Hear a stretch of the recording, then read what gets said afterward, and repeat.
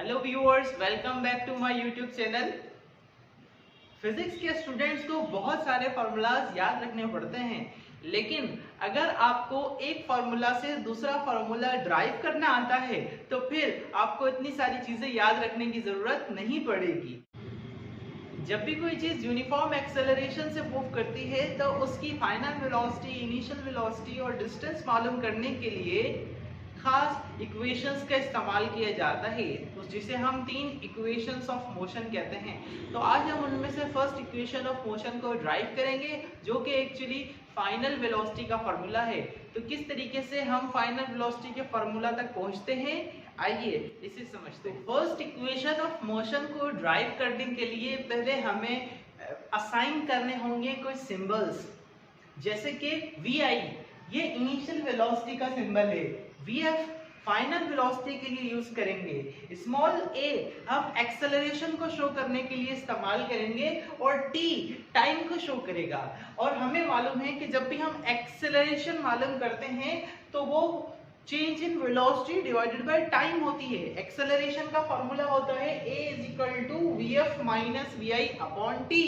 अब अगर हम नीचे वाली वैल्यू को इससे मल्टीप्लाई कर दें, यानी कि क्रॉस मल्टीप्लिकेशन कर दें, a को t से मल्टीप्लाई कर दें, तो ये हो जाएगा 80 इज इक्वल टू ऊपर वाली वैल्यू सेम रहेगी vf माइनस vi। और हमें फाइनल वेलोसिटी का फॉर्मूला चाहिए होता है, क्योंकि फाइनल वेलोसिटी का formula he first equation of motion कहलाती है। लेकिन फाइनल वेलोसिटी के फॉर्मूले के साथ माइनस vi है, तो हम क्या करेंगे, इक्वेशन के इस तरफ से vi को उठाकर इस तरफ ले आएंगे। और आपको पता है कि जब भी इक्वेशन की साइड चेंज होती है तो जो साइन प्लस की होती है वो माइनस हो जाती है, और जो माइनस की होती है उसे हम प्लस में कन्वर्ट कर देते हैं। तो ये माइनस का vi है, ये जब इस तरफ आएगा तो ये vi प्लस का हो जाएगा। अच्छा, 80 के साथ कोई निशानी नहीं है तो प्लस की अंडरस्टूड की जाती है, और यहाँ पर vf सेम आ जाएगा। अब हमें मैथ्स का एक रूल पता है, reflexive property, if a is equal to b then b is also equal to a। तो जब vi प्लस 80 बराबर होता है vf के, तो vf भी इसके बराबर हो सकता है। तो हम ऐसे लिख सकते हैं vf is equal to vi plus 80, and this equation is known as first equation of motion। This equation is known as